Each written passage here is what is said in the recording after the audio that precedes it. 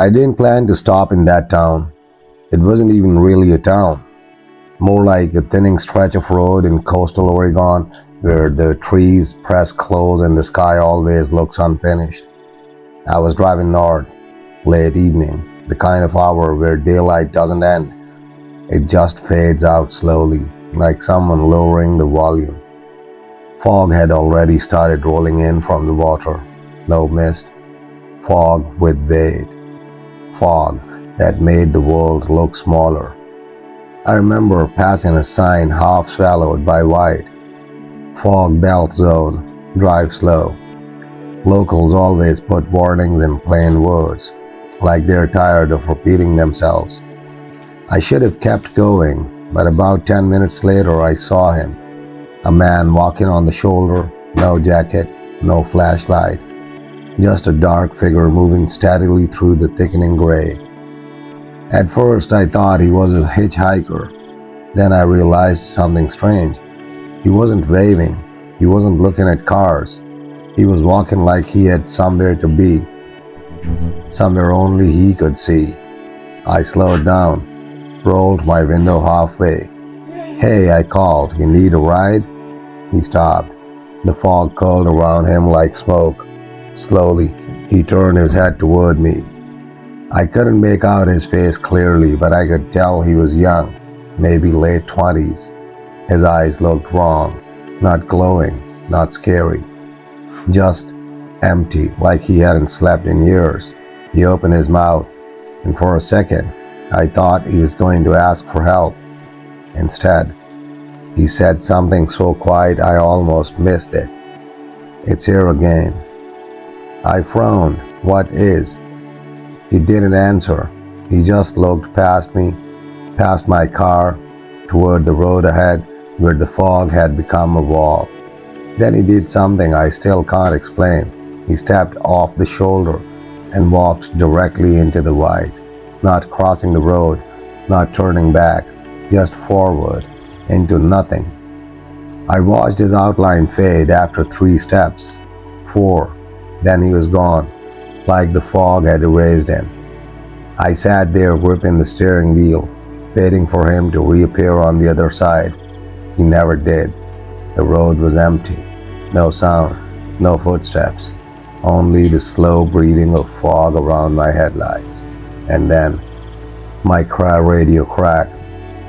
A voice, distorted and low, slipped through static like a whisper inside my car. "Don't follow." I didn't touch the dial. I didn't even breathe, because I knew that voice wasn't coming from a station. It was coming from somewhere inside the fog. I should have driven away. That would have been the normal thing, the smart thing. But I sat there with my hands locked around the steering wheel, staring into the white wall ahead, waiting for logic to return. It didn't. The fog didn't move like fog.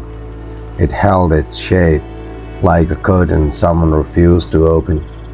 I told myself the man must have stepped off the road into the trees. Maybe there was a path I couldn't see. Maybe he lived nearby. Maybe. But then I remembered his voice. "It's here again." Again. That word stayed with me.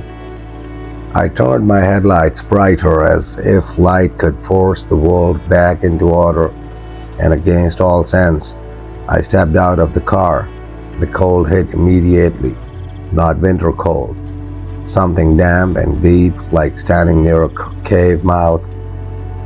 My shoes met gravel. The sound felt too loud. Everything else was muted. Even the ocean, somewhere beyond the trees, was silent. I called out again. "Hey, are you okay?" My voice didn't travel. It fell into the fog like a stone into water. I walked a few steps forward, keeping the car behind me like an anchor. 3 steps, 4, and the air thickened. I wasn't just hard to see, it was hard to think. The world narrowed into the beam of my flashlight, and beyond that beam was nothing but soft, with white pressure. Then I saw something, a shape on the road, Not a person, something darker. I moved closer and my stomach turned. A shoe, one single shoe, lying perfectly upright, as if it had been placed there carefully. I stared at it, frozen. People don't lose shoes like that, not while walking, not without stopping. I bent down slowly, touched it, still warm, as if it had been worn seconds ago. A sound behind me made me spin around, not footsteps, a scrape, like something dragging across asphalt. I lifted my flashlight. The beam caught nothing at first. Then, far ahead, deeper in the fog, a silhouette. The man again, standing completely still, facing away. My throat tightened. "Sir." He didn't move. I took a step forward, and then my car door slammed shut behind me, hard, violently. I whipped around. No one was there. The car sat empty, headlights cutting useless tunnels through the fog. My pulse hammered. I hadn't touched the door. There was no wind. The fog didn't even ripple. I turned back toward the man. He was closer now, not walking, just closer, as if distance had folded. I could almost see the outline of his shoulders, the damp edge of his ear. Then he spoke without turning around. "You saw me go in." My mouth went dry. "Yes, I did. What is this place?" He finally turned his head slightly, just enough for me to see one eye, and it looked glossy, not dead, not alive, like someone starting from very far away. "It doesn't like witnesses," he whispered. I swallowed hard. Who doesn't? The man's lips barely moved. The fog. My skin prickled. That was impossible. Fog isn't a thing. Fog doesn't choose. Fog doesn't. But then the radio in my car crackled again, louder this time, a woman's voice, not a broadcast, a sob, and one clear sentence through the static. "He walked in, and he never walked out." I stumbled backward. My heel hit the shoe, and in that moment, I understood something with sick clarity. This wasn't the first time. This road had seen this before, and the man in front of me might not have been the first to disappear. He might have been the last one, still standing at the edge, waiting, like a warning the fog allowed to remain. The silhouette lifted his arm slowly, pointing deeper into the void, not inviting, not threatening, just indicating the truth, that whatever was inside was already aware of me. I don't know why I followed. I ask myself that even now. Maybe it was shock, maybe it was that stubborn human instinct to force an explanation onto something that has none. Or maybe the moment I saw him disappear, I was already part of it. The man stood there, arm raised, pointing into the white like a broken signpost. His posture wasn't aggressive. It wasn't pleading. It was resigned, like someone showing me the mouth of something that had already swallowed him. I took a step back. My car was behind me. Safety, logic, escape. But when I turned my head, I couldn't see it anymore. Not because it was far, because the fog had thickened between us like a wall being built in real time. My headlights were gone. The road lights were gone. Even the shape of the highway had softened into nothing. I was standing inside a blank world. The man's voice came again, quieter. It knows when someone notices. My throat tightened. "What is it?" He didn't answer. He just began walking, slowly, calmly, into the fog, and I did the worst thing possible. I followed. Each step felt wrong, like walking through a dream that didn't want me awake. The air was cold enough to sting my lungs. My flashlight beam looked weak, swallowed after only a few feet, and then the road beneath my feet changed. The asphalt became damp earth, gravel became pine needles. Without realizing it, I wasn't on the highway anymore. I was inside the trees, but there had been no turn, no exit, just fog rearranging the world. I stopped suddenly, panic flooding in. No, no, I was on the road. The man was a few yards ahead. He turned slightly, and for the first time I saw what was truly wrong. His clothes were soaked, not with rain, with fog, as if the mist itself had seeped into him. His skin looked pale, stretched thin, and his eyes looked like someone who had been staring into the white emptiness for a very long time. "I didn't mean to," he whispered. "What?" His lips trembled. I looked back.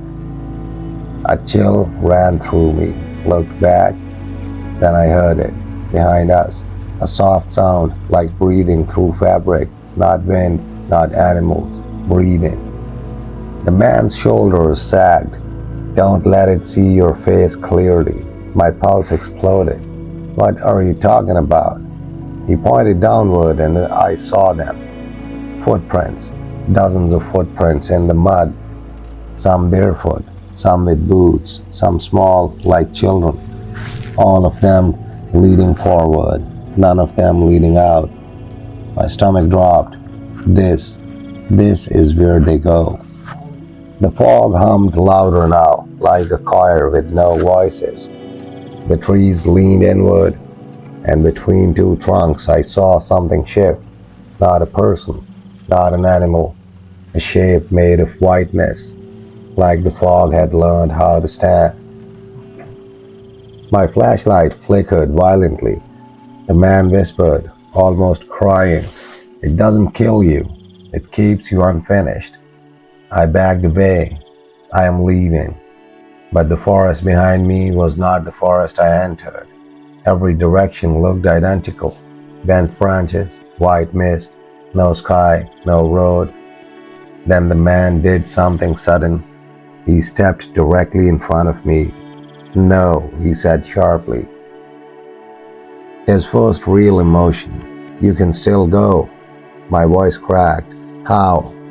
He swallowed hard, and for the first time, he looked terrified.